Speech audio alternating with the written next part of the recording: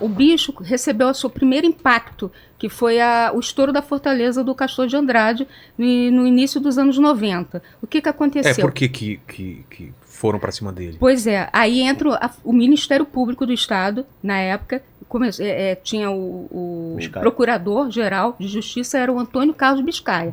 E ele reuniu um grupo que era muito representativo, que o chefe desse grupo era o Antônio José Campos Moreira, que hoje é procurador. E eles foram e chamaram uma polícia que na época, né, era a polícia militar, denominada mais confiável, que foi o BOP. Né? Chamou o BOP para fechar a fortaleza do Castor de Andrade, que ficava na Rua Fonseca, em Bangu. Estava lá na porta na época. Falam fortaleza porque era bem casarão, casarão com muro alto, 2 andares, né? E ali funcionava a contabilidade do bicho. Ficava tudo assim bem fechado. Tinha, só que para entrar nessa fortaleza, eles tiveram que arrombar e entrar com BOP. Foi uma coisa assim bem... E teve resistência? Não teve resistência, mas teve gente que fugiu. Por exemplo, o contador, que era a figura mais importante para o Ministério Público, até porque lá eles encontraram a contabilidade, inclusive o livro de propinas, para quem que ia o dinheiro. Para policiais, para autoridades, políticos. Qualquer máfia do mundo, né, Vera?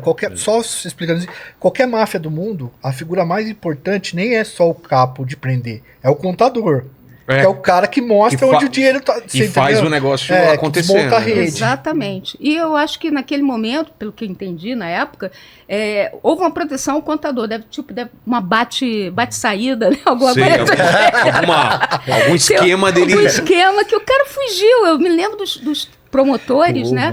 Atordoados, exatamente. Como a gente perdeu o contador? Até porque o local estava cheio, porque eles foram no horário da apuração do jogo do bicho, que é a hora que faz o sorteio, a contabilidade. Aí estava cheio de maquininha funcionando, né? A maquininha não da maquininha do caça-níquel. Do caça-níquel não, porque nessa época era jogo do bicho puro ainda. Foi aí que começou, nesse momento, após a fortaleza, o estouro da fortaleza do Castor de Andrade, o uso das maquininhas. Que aí o crime ficou ao triplo, né? Ao cubo, os capos, né? Inicialmente, os mais velhos, né? Estavam acostumados a uma vida inteira, os caras educaram seus filhos, criaram fortunas com o jogo de papel, né? E aí quando você... E era muito dinheiro. Era muito dinheiro. A gente não tem como dizer hoje esse a valor, gente não tem como, mas assim, esses caras ficaram ricos, isso sustentou a riqueza de algumas famílias no Rio e riquezas geracionais, assim, de passar para filhos e os caras têm mansões de casas nos bairros mais caros do Rio, os caras têm casas de veraneio em Angra dos Reis, enfim, os caras construíram uma fortuna em torno disso. E hoje tem até alguns que tem cassino fora do Brasil. Os caras também, os bicheiros do Rio também atuam fora do Rio. Tem bicheiro do Rio que atua no Espírito Santo, tem bicheiro do Rio que atua em Belém do Pará, enfim, eles começaram a ter seus... Maranhão, eles começaram a ter seus braços para fora do estado também. O Trocano plantou em Pernambuco, inclusive. Isso, sem contar com o dinheiro, que hoje, a gente tá meio que pulando um pouquinho aqui, mas na cronologia. Mas hoje o bicho, não é só bicho, né? Eles também fazem lavagem, para fazer a lavagem do dinheiro das maquininhas, dos cassinos, dos bingos, eles têm hotéis, restaurantes. Nossa. É muito são uma dinheiro. rede de negócios. O Rogério Andrade, isso foi uma loucura, né? Todo carnaval eu faço, antes de começar o carnaval, o jornal me pede pra... Como é que tá a situação deles? Aí eu vou fuçar os processos e tal pra ver como é que tá. E tem, acho que foi 2018, 2017, eu fui ver os relatórios que estavam anexados aos processos de lavagem de dinheiro do Rogério Andrade, né? Esse personagem que a gente acha importante a gente falar dele daqui a pouco. E aí eu fui ver as empresas que ele tinha, como é que ele lavava o dinheiro, e eu achei uma lavanderia. O cara tinha uma lavanderia de lavar roupa na Barra. Aí, manchete de jornal. A lavanderia de Rogério Andrade. A lavanderia milionária de Rogério Andrade, que movimentava milhões e tal.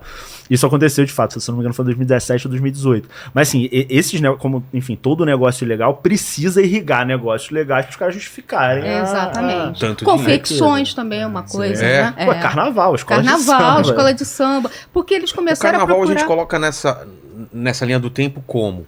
existia já a liga? Ou eles entram, ou é uma ideia deles? Como é uma ideia deles de ser popular. De ser popular, exatamente. A relação assim como do carnaval o Bangu, com o bicho né? é muito antiga. Assim, é? Natal da Portela, Natal lá atrás era bicheiro. É. Assim. O homem de um braço só. Exatamente. braço, Assim, essa relação, porque a gente tá falando de subúrbio do Rio de Janeiro, a gente tá falando de zona norte do Rio de Janeiro. Essas coisas se encontram. Não é assim, os bicheiros, eles foram procurar as escolas. Decidiram Isso tinha a ver com o ambiente em que eles viviam. A partir da década de 70 e 80, quando o bicho, por conta das guerras, por conta da criação da cúpula, depois da criação da cúpula, e como aí foi o que a Vera falou, né? A questão da lavagem da imagem.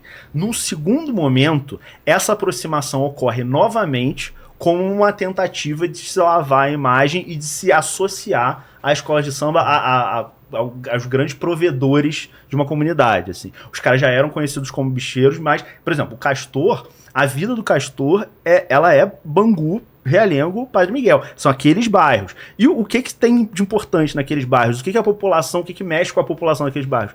O Bangu, que é um bairro operário, enfim, a história de Bangu é uma história interessante também, porque se confunde um pouco com a história do Jogo do Bicho, que é um bairro operário. Porque tinha uma grande confecção, a tecelagem, Bangu lá, né? E o Castor, ele acaba se aproximando do que a população ama, dos afetos das pessoas.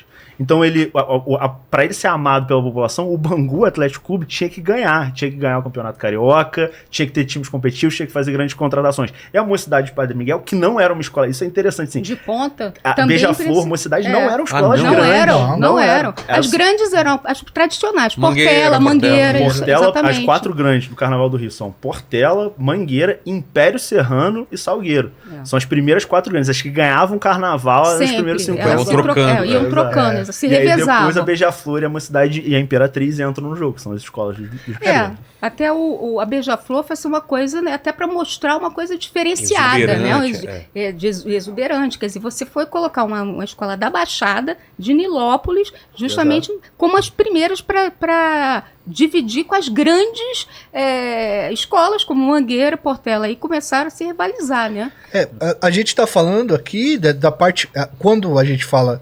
A gente vê lá no Globo o Castor, o Maninho, o Miro, lá à frente do Salgueiro. Eu falei da Salgueiro uma vez no vídeo. Os caras comeu meu fígado, rapaz, do Salgueiro. Mas esse já é uma parte quando tinha a cúpula do Jogo do Bicho e se profissionalizou mesmo, e os caras ficaram poderosíssimos. Aí sim eles dominam mesmo as escolas de samba, viram presidentes de honra, passam por uma lavagem do próprio nome, uma limpeza, porque o Natal da Portela, né, o Natalino, ele era um cara negro que trabalhava na ferrovia. Aí ele ganhou dinheiro no Jogo do Bicho. Mas isso é uma geração anterior. Ela antiga. Era sempre primeira metade do século.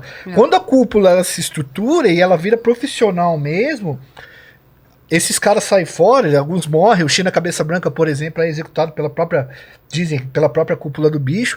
E aí essa cúpula ela começa a se constituir como uma cúpula ilegal no funcionamento, mas aí com a Liesa formada, né, eles acabam tendo um poder muito forte lá dentro também. Isso, né? Eles acabam criando uma coisa positiva e organizada, né? Legítima entre eles. Isso, regularizada, essa palavra. E tem também uma questão de demonstração de... assim, eu sinto muito isso. Esse ano ia ser... Eu infelizmente estou de férias, não vou cobrir o carnaval desse ano. Esse ano seria o Mas eu vou cobrir, pode deixar. Esse ano seria o meu 11º ano de cobertura de desfile. Eu, enfim, entrevisto muito... Nesse período entrevistei muito os bicheiros, o Rogério Andrade, o Anísio, o Guimarães. E eu acho que o momento dessa... Você falar com eles, né? Marcar uma entrevista com esses caras no ano inteiro é muito difícil. Você vai ter que ficar convencendo advogado, vai ter que falar com ele, vai ter que combinar o que vai falar. E muitas vezes você não consegue, mesmo pedindo um advogado. Na Sapucaí, é o momento que os caras têm ali pra brilhar. Um êxtase. Então eles estão... É fácil. Você abordou e os caras... respiram fundo e falam como se tivessem... Falam, às vezes, maiores bizarrices com um ar de... Ali é o momento de poder deles. Eles estão ali tranquilos, estão exercendo esse... Exatamente. Você imagina a situação, tanto dos bicheiros, apesar de ter todo esse lado positivo, a sociedade, de certa forma, ainda vê, obviamente, que eles não são tão santos assim, né? Então, ali no carnaval, é o momento, como eu falei, da lavagem da imagem. Ele está ali como qualquer cidadão. E ele ainda está mostrando o que há de mais belo, está próximo da comunidade. Ele tá proporcionando aquela festa para turista, gente de fora ver. Então é o momento que ele está ali para brilhar também. Não é só a pessoa que está desfilando ali que está brilhando, né? A pessoa da comunidade. Eles usam isso também para mostrar que eles são poderosos. Está vendo que eu consigo fazer até mais do que o Estado. Porque eles conseguem mostrar esse lado olha, a gente está ajudando aí a comunidade. O que o Estado faz? Tanto que eles criaram a Liesa e agora tem até um patrocínio do Estado. O Estado também ajuda, mas o grande, né, o grande aporte é o que vem do importante falar uma coisa que, enfim, eu costumo falar muito. Eu, enfim, tenho uma relação muito forte com o carnaval de família. Minha família sempre gostou muito de carnaval. Eu assisti o desfile desde pequeno. Quando eu comecei a cobrir isso me desencantou um pouco, assim.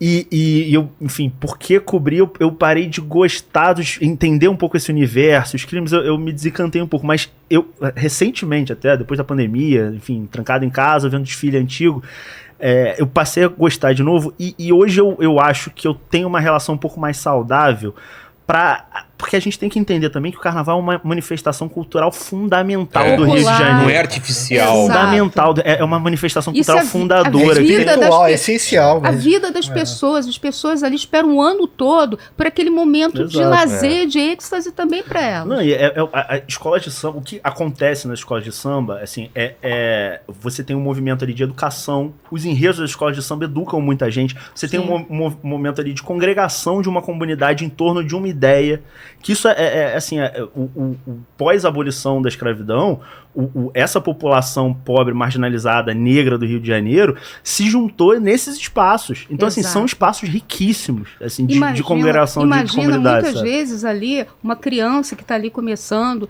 entendendo a sua própria cultura, a seu ser, a sua existência, através da história mesmo, que é um trabalho de pesquisa fenomenal de quem prepara o Carnaval Carioca. E virando um personagem visível, né, Vera? Foi muito bom que você colocou aí, Rafael, no fato das populações negras terem sido abandonadas após a abolição da escravidão, e essas pessoas terem se reestruturado culturalmente dentro do samba, do carnaval. Fundamentais do Rio de Janeiro. É uma super contribuição, isso é inegável. E com relação ao trabalho que os bicheiros, né, fizeram nesse sentido, tudo bem, eles tinham um viés próprio, né, às vezes eles precisavam disso para eles, mas de certa forma até usando um pouco, né, das pessoas, às vezes da ingenuidade, mas isso assim, é fenomenal, porque isso faz com que as próprias pessoas se autovalorizem, né? E vejam, nós podemos, o pessoal está aqui para nos ver, eu que sou preta, LGBTQIAP+, enfim, eu que sou lá da favela, eu estou aqui no meu momento e o pessoal está pagando para me ver. Isso é um momento muito essencial e é a história dessa pessoa que está sendo contada ali na avenida.